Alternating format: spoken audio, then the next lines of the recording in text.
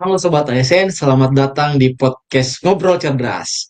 Podcast yang membahas bagaimana aparatur sipil negara dapat terus berkembang dan memberikan pelayanan terbaik di tengah kemajuan teknologi. Saya Fadil dan hari ini saya sudah bersama seseorang ini yang memiliki semangat untuk menjadi Smart ASN. Halo Sabani. Halo Fadil, halo juga untuk Sobat ASN semuanya. Senang sekali saya bisa hadir di podcast kali ini. Oke, jadi saya panggil aja nih, Sab ya, Sab atau Bani nih. Boleh-boleh, Oke, senyamannya aja. jadi Saat, saat ini tuh kita sering mendengar istilah Smart ASN ya. Sebenarnya seperti apa sih gambaran Smart ASN itu menurut Sabani? Menurut saya, Smart ASN adalah aparatur yang profesional, berintegritas, mampu beradaptasi, serta dapat memanfaatkan teknologi untuk meningkatkan kualitas pekerjaan serta pelayanan kepada masyarakat. Menjadi smart ASN bukan hanya tentang bisa menggunakan perangkat digital, tetapi juga harus memiliki etika, budaya, dan kesadaran keamanan dalam penggunaannya. Baik, baik. Jadi ini tuh hal yang menarik menarik banget ya. Dalam literasi digital terdapat 4 pilar utama nih. Jadi kita mulai dari yang pertama dulu, yaitu kecakapan digital. Menurut Sabani nih, gimana cara untuk menerapkan pilar pertama tersebut? Pilar pertama kecakapan digital, berarti kemampuan perangkat, aplikasi, dan informasi digital secara efektif. Dalam pekerjaan, saya berusaha untuk memanfaatkan teknologi untuk menyelesaikan tugas dengan lebih cepat dan terorganisasi. Contohnya, saya menggunakan aplikasi pengolah dokumen, spreadsheet, penyimpanan berbasis cloud, dan platform rapat daring. Saya juga terus belajar menggunakan aplikasi yang terbaru yang dapat mendukung pekerjaan saya. Bagi saya, teknologi bukan hanya sekedar alat, tapi sarana untuk menciptakan pelayanan yang lebih efektif, cepat, dan tentunya transparan. Benar-benar. Jadi ASN tidak boleh berhenti belajar ya karena perkembangan teknologi juga terus berjalan begitu ya. Betul, saya memiliki prinsip bahwa setiap perubahan adalah kesempatan untuk belajar. Ketika terdapat sistem atau aplikasi yang baru, saya tidak langsung menanggapnya sebagai hambatan, tetapi sebagai kesempatan untuk meningkatkan kompetensi saya. Oke, oke. Oke, next nih, pilar berikutnya yaitu budaya digital atau digital ethics. Apa sih maknanya bagi seorang ASN? Budaya digital ya. Budaya digital menurut saya itu adalah kemampuan menggunakan teknologi dengan tetap berpedoman pada nilai-nilai Pancasila, kebangsaan, dan keberagaman. Di ruang digital, seorang ASN harus menjadi seorang yang seorang teladan. Saya berusaha menggunakan media digital untuk menyebarkan informasi yang positif, membangun kerjasama, dan menghargai perbedaan. Selain itu, saya selalu memeriksa kebenaran informasi sebelum membagikannya agar tidak ikut menyebarkan berita bohong atau hoax. Berarti kalau dari penjelasan yang tadi, jejak digital seorang ASN juga dapat mencerminkan citra instansinya berarti ya. Benar. Karena itu saya selalu berhati-hati dalam Hmm. membuat unggahan maupun memberikan komentar. Kebebasan di dunia digital tetap harus disertai tanggung jawab, tidak serta-merta membagikan atau berkomentar tentang suatu hal tanpa tahu kebenaran aslinya. Betul, betul, betul, betul.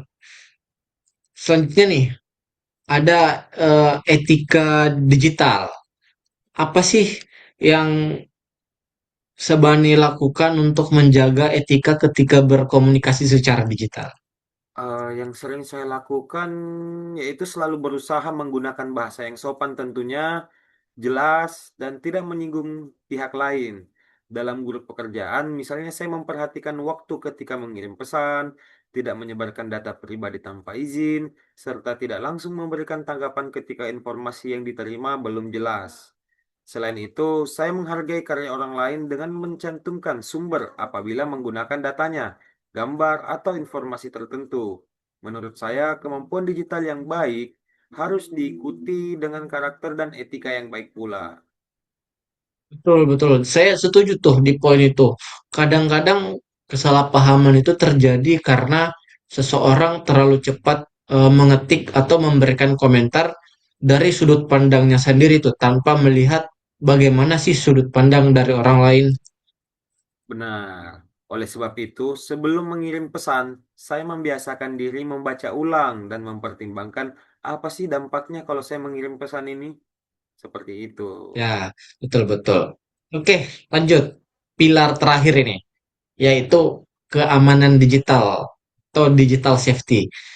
Kemudian, kenapa sih hal ini juga turut berperan penting bagi ASN? Yang pertama itu ya, ASN itu mengelola berbagai data dan informasi yang harus dijaga kerahasiaannya.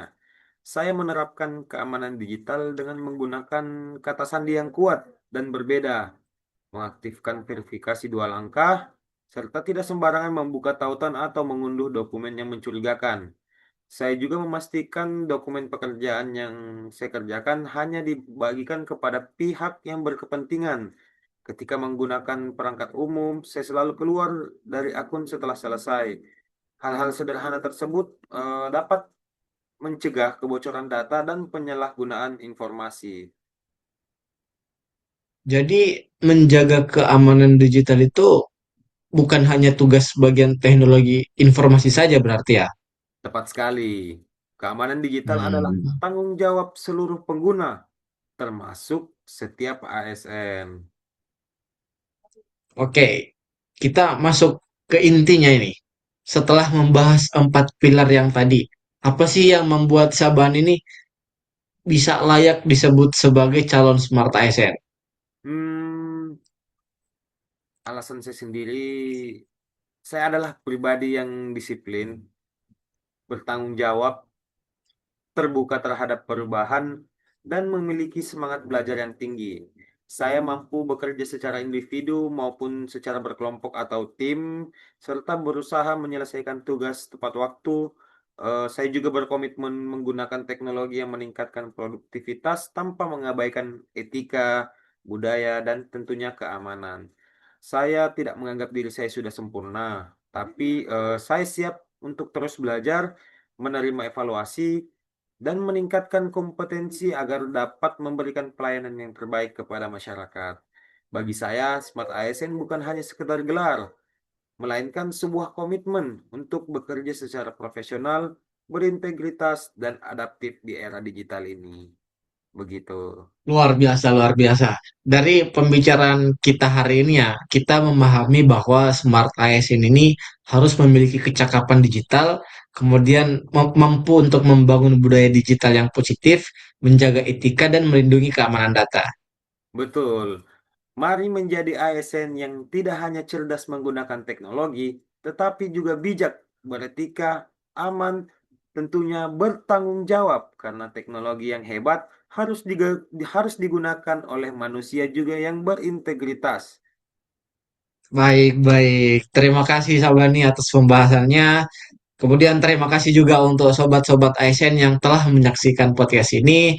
Sampai jumpa dan salam Smart ASN. Yang cakap digital, berbudaya, beretika, dan aman dalam bermedia digital. Karena ASN cerdas digital adalah kunci pelayanan publik yang semakin berkualitas.